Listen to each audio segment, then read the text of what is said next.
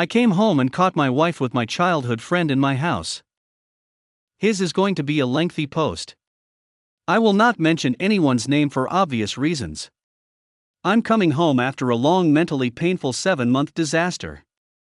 I wish I can say what I did, but I can't. What I can say is that those 7 months were filled with nightmare, painful mental issues, and the biggest heartbreak I thought I would ever feel at the time. What I can say is that after act that we had to do was so severe, we were defeated mentally from guilt. My teammate, which I considered my brother, took out his G.U.N and destroyed himself right in front of me. After I begged him not to, he stated he has no family, nothing to come back to. And living with this guilt was only going to destroy him. He wanted to end the pain right then and there. I begged for him not to, that he was my brother, that I was his family, but it wasn't enough. Parts of his brains in my face. My ears ringing. Others rushing in. My mind blank. I couldn't sleep nor eat. My kids calling me on Skype, and I let it ring as I look at the Skype screen, but actually thinking about my brother. I took long sessions talking to a professional. I was sent home. Before I get to it all, I was told that military wives are the biggest snakes. They take you for granted, and never take your eyes off of them. So basically took their advice, and wanted to prove everyone wrong. I didn't say when I was coming, but I had huge vacation plans to make up for it. I was told not to let her know when I'll coming back home. I've been with my wife for 5 years, 4 together, 1 married. A set of twins, 2 girls at age of 2 at the time. I get driven home, I see my car, my beautiful home, but what mattered is hugging my family after 7 months of not seeing them. I go in, no one is there. I check the pool, no one. I go closer to my room, I hear moaning. I go closer, and my door is locked. That is my wife moaning. The door is locked, but I have a door that scans my fingerprint, or my wife's. I open the door and I see my wife bent over. The other guy was none other than my best friend, the best man of the wedding. I grew up with this guy. I met him when I was 6, he was 5. Since 1st grade. This was my brother. My mind blanked. The next thing I heard is you're going to destroy him. Stop. Please stop. My wife pushing my back, holding on to me crying and scared. All I felt was an adrenaline. My heart beating like I finished running a marathon, hands trembling. I forgot where I was until I looked down. What I saw was a naked woman holding, telling me she's sorry, and a naked man leaking blood intensively. I start crying cause I almost destroyed my brother. I didn't mean actually hurt him. I asked if I hurt her, and she said no. I start spazzing out on her. Do you know what I had to go through? All those people. All this fighting. And for what? To come back home to see you with him. 7 months of nightmares, depression, hate, and paranoia? While I'm screaming at her, I'm breaking everything. My bed, the frames, the dresser, the T.V, the door. I punched the wall and place about 15 holes. I flipped the bed over. I destroyed the room pretty much. Cops were called by neighbors. Cops found me sitting in a corner with a blanked mind. EMT came, picked both up and brought to the hospital. They patched my hands. As for him, a broken nose, broken arm, dislocated shoulder, etc. I couldn't feel nothing. No anger, no sadness, no guilt, nothing. My wife crying on her knees begging for forgiveness. As I was looking at her, I was thinking about my brother. How I couldn't save him from himself. What kind of a failure am I? Coming home to this woman was my karma. I instantly heard the footsteps of my girls. As soon as they saw me, I heard Daddy. They climb on the bed and start hugging me. I instantly start crying. I held them and asked her if they're mine. Since moment they were born, they did not look like me. I shrugged this off cause I always thought I don't look like my father, but I still have his weird black nipple on the left and lighter nipple on my right chest and green eyes. The girls had absolutely nothing. The green eyes, but my mother-in-law also has green eyes. I asked, are they mine? Tears starts coming from both of us. She cries, of course they are. Cops are telling he's looking to press charges. I'm like, press charges? Well, I'll tell you this, all of this is his and hers fault. The cops had no idea. I told them where I came from and my career. I told them I've been gone for almost 8 months. Let's call the backstabber Bob. I told them Bob was my brother since the 1st grade, and he was my best man from the wedding. The cops told each other this is why I don't trust no woman. My wife looked down and walked out the room sobbing. Cops told me they're letting me go. That they can't imagine what I'm going through. They called me a hero, thanked me for my service and wished me the best. I'm not a hero, I was someone who joined for the pay and benefits that couldn't save his friend. That doesn't sound like a hero to me. I go home, wife says she wants to come with me so we can talk about this. I told her to look after her boyfriend. She starts crying again. I left the girls with her cause I had a lot of tears to drop walking home. Once I got home it was a blur. I woke up on the couch with her sleeping next to me, but on the rugged floor. I pick her up and put her on the couch. 2 weeks later, we get DNA tested, and all 3 of us took a lie detector test. This is where everything was revealed. My world broke into a million pieces. I was completely faithful to her. I love this woman so much that it's hard to explain cause everything I say is only going to be an understatement. She's cheated on me since the day we got together. I never saw any signs. She only cheated with Bob, but still. She's been using me for the money I make. I had a sheet of paper telling me I'm not the father to my 2 little worlds. That the father was Bob. Not only that, but she's also pregnant again. He was salty for what I did to him and revealed everything. His words were, open your eyes. You're the one who've been making money. You've been providing for my kids while I lay back and play my games. She's been cheating on since the beginning. Remember when we went to the movies to watch The Incredible Hulk? That was in 2008, remember how pissed and annoyed she got at you for no reason? Wasn't you touching her, not to mention talking to her or looking at her? That was just an act so she can go home. She never planned on going home. She came to my house instead. Remember all the gifts she bought you, and made you believe that was out of love? Okay. That was so you can let your guard down so it can be easy for her to cheat. You're not my brother, you're the kid's caretaker, my money maker. You bought me a car, a home, helped me pay for my college degree, and you've been taking care of my kids. And guess what, you're going to continue to doing the same.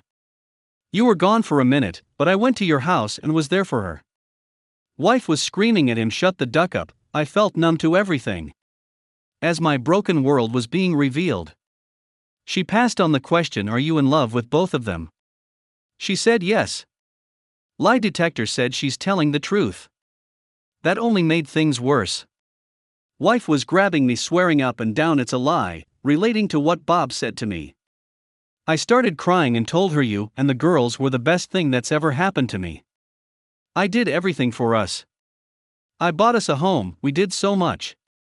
We studied together, we worked together, graduated together, and we made it together, we even made a family together. Seeing your smile was my daily goal cause I love your laugh, love hugging you, just waking up next to you was a blessing I can't describe. And now I have a piece of paper telling me those girls were never mine? Another paper telling me I was only your toy? She had a blank face with nothing but tears dropping down like a waterfall. Bob says for the record, you never made a family with her. I did. You were just taking of my family for me. How can the person that called me his brother for so long be so cold to me? No idea. I couldn't sleep that day. I left home to walk. I literally walked for over 13 hours. I left my phone home, so no interruptions. I was found sitting on a bench crying. I know a man isn't supposed to cry, but I can't eat, sleep, or stop with the damn tears. All I did was throw up and cried. I couldn't look at the girls the same. Filed for divorce. She moved back to New York with her parents. Bob had no job and lost his home. His car was under my name, his home. It all belonged to me. I make six figures and someone that doesn't even have a job destroyed my world. Never again did I help anyone else, not to mention trust anyone. I seek professional help. I won't end up like my brother who took his own life 'cause things got hard. I'm a fighter who keeps getting up. My ex-wife sent me some disrespectful texts. A picture of those two kissing the twins, a sex tape of them too, revealed some horrible things to me. She told me that now that I have nothing I should destroy myself 'cause I'll only be alone. That she knew I wasn't the father, but what can a guy like Bob do for the kids? That I left the twins. And I wasn't the role model, the father that I believed I was. I shouldn't have walked on out on them like that. Doc told me not to be a fool. That isn't her sending me these things. That it's him doing it. I believe it's her. It's her number. The reason I left the girls was because I was scared of what I was capable of. When I woke up one morning, I woke up with ag.u.n next to me. I recorded myself and what I did scared me to no end. I would stand up for a long time. Doing nothing, just standing near my bed like a zombie.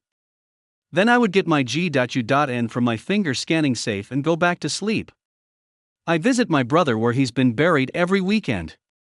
This was YRS ago. Today I'm a pilot who has his own real estate company, but can't manage to make a family 'cause I push away every woman who I meet.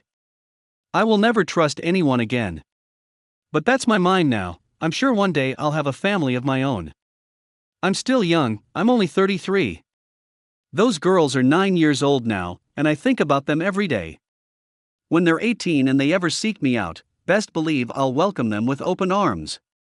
In case you're wondering what they're doing ATM, my sibling told me he's working at Best Buy. As for her, she became a nurse, wanting to be a doctor one day. Good for her. Update.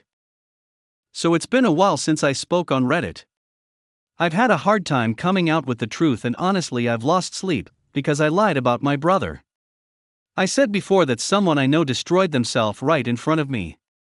That wasn't a lie. But what I didn't say was that it was my foster brother. So I'm sorry for the lie. Another I said was that I had a company while in the military. Impossible. I started it after I finished my contract. I didn't know how to fully come out with the truth. Yes, I grew up in a foster home. But a year ago, I spoke on my experience on marriage. To me, marriage ain't nothing but a waste of time, waste of money, and it's heavily one-sided. It's a contract that destroys men's lives. There is no benefit for us. I wish I saw this before I was dumb enough to marry without having my ex sign a prenup. But you have to fail in order to learn from your mistakes. The reason I'm coming out with the truth is because ever since my ex came out with the truth, many PPL has messaged me asking me. I got so many messages and I can't keep up with all of them. I'm too busy for all that, but I truly appreciate all the amazing messages. You guys are amazing. They tell me my story is the saddest they heard, which of course it's just an expression. That's not true. This isn't an update because honestly there's no need for one. But this to inform PPL why I'm the way I am. I grew up in a foster home. Ever since I was a baby. About 6 months old. I grew up with the man that fathered the girls I'm raising. He's my foster brother. We grew up with the most heartless foster parents. We got beat for the tiniest reasons. I accidentally dropped glass of water. Foster father got pissed and punched me in the face. I was 6 and I remember it like it was yesterday. Foster father always cheated and beat his wife, and my foster mother took it out on me mostly. She used to light out her cigarettes on my face. She said to me once, "I never seen someone with gray eyes. They're beautiful," then punch me face because of jealousy, I guess. Who the hell gets jealous because someone has a rare eye color? Yeah, I have gray eyes, who gives a crap? There were times when my foster father got drunk and started whipping me with a spiky branch and would ask me, "How does that feel? What, you're crying? Men don't cry. Be a man." I was 8. I was forced to say it was my playing and I accidentally got stuck in a thorn bush. I remember Josh, my daughter's father, stealing a chocolate bar because he was hungry. He begged me not to tell. Foster parents found out about him stealing. I got the punishment and not him because I withheld information. They made me put my hands on the door frame of the car. They slammed the door shut on my hands. My hands were locked, being crushed, and I'm screaming. Foster was pointing at me, speaking to Josh. I honestly couldn't hear him because the pain was excruciating that I just couldn't hear anything but feel pain. I remember 1 second felt like an eternity. The pain was indescribable. I was forced to tell child services that it was an accident playing with my brothers.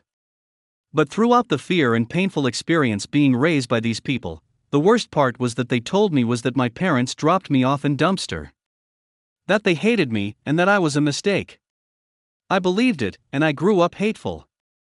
Foster father always told me, never believe a woman. They're evil liars. They will manipulate you for their own benefit. That even Eve lied to Adam and manipulated him to betray God. He told me, they're ungrateful and will always want something better. He also told us that if any of us ever became a disappointment and come out as not straight, he'll destroy us himself. One day my other foster brother woke us up. He was always doing pills and drinking. He was told the same as me. That nobody loves him, and that he was never going to be anything special in life. That's a damn lie. That man was incredibly skilled in drawing. Till this day, I haven't seen art like his. I'm not saying it because I lost my brother, I'm saying it because his art was outstanding. One night he woke us up and said to blindfold ourselves.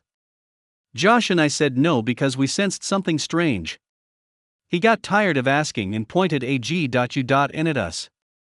He started crying and said he's helping us, that we need to get out of here. This life isn't for us. We begged him not to do that. He said if you scream you die.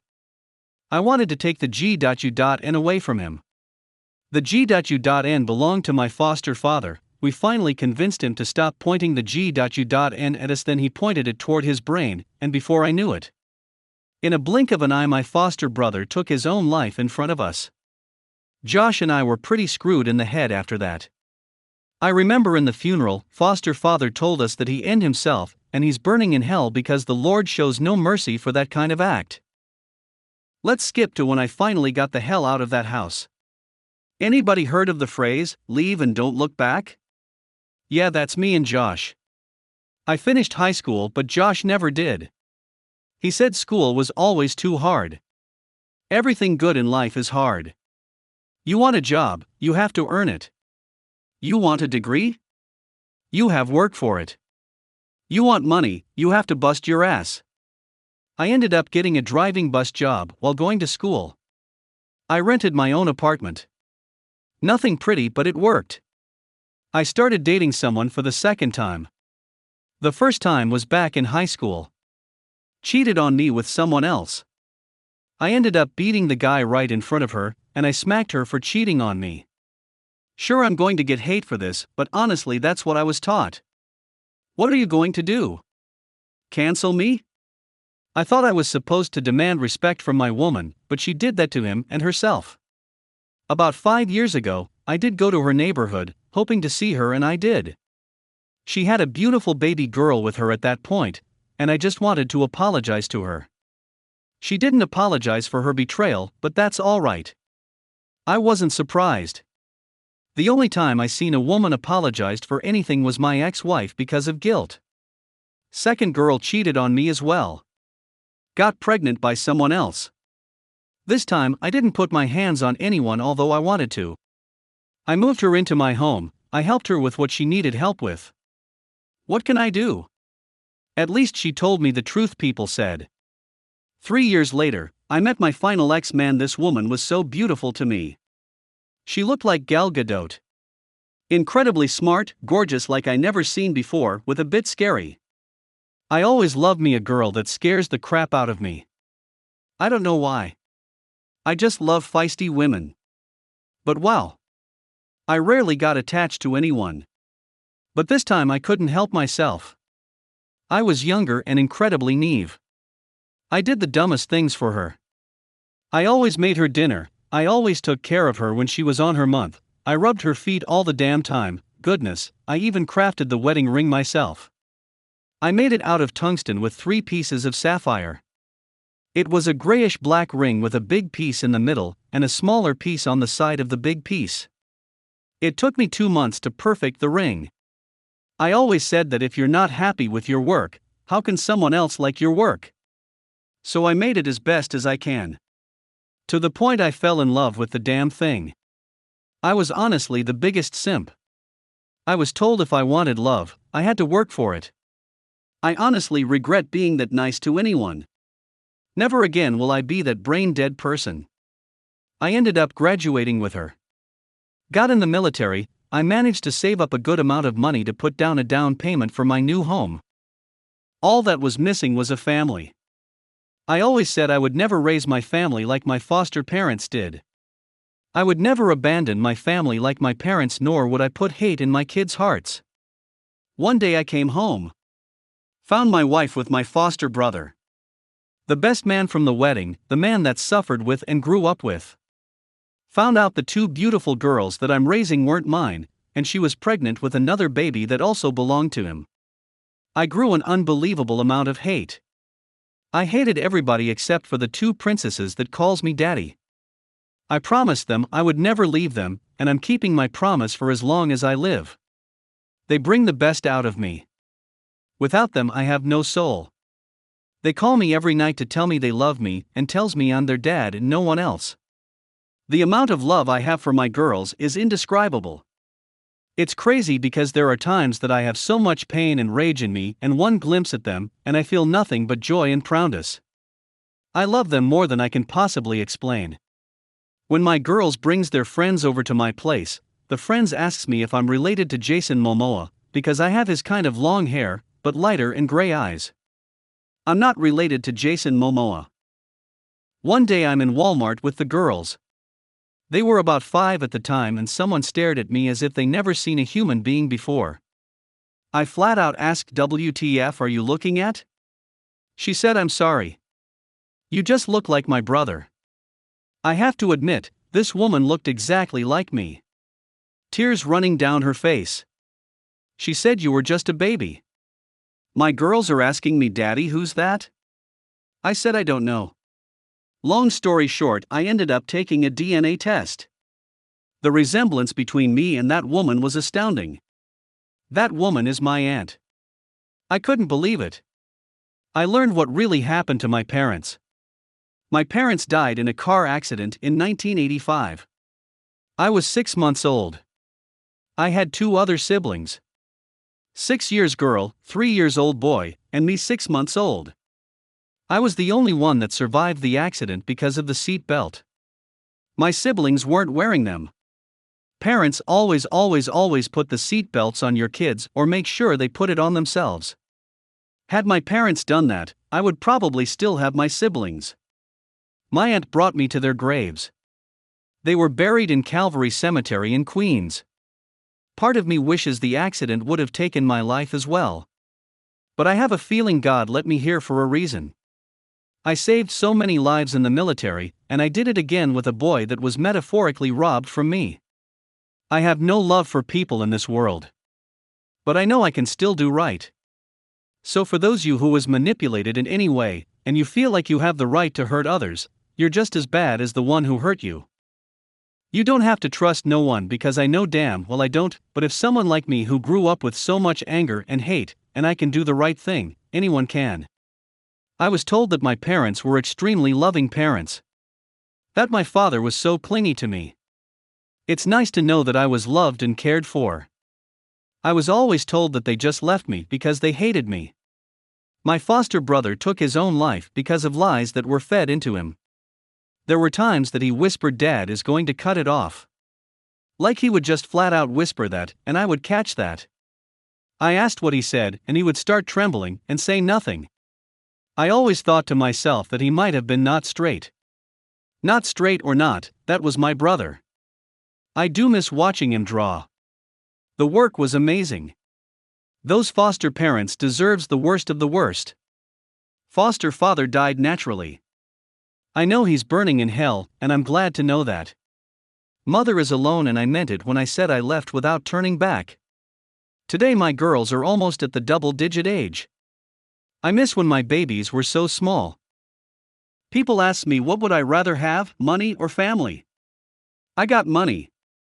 I got so much that I can't possibly spend it in one lifetime. The more homes I sell, the more money I get. The more money I get, the more homes I build. I have 4 homes in 4 different states. Do I need 4 homes? No. But I'm constantly on a plane, so why not? I don't give a damn about money. It just makes you miserable. I was happier when I was married and damn near broke. But being married is such a dangerous thing nowadays. Women will backstab you and rob you for everything you got because they can. A prenup is definitely needed nowadays.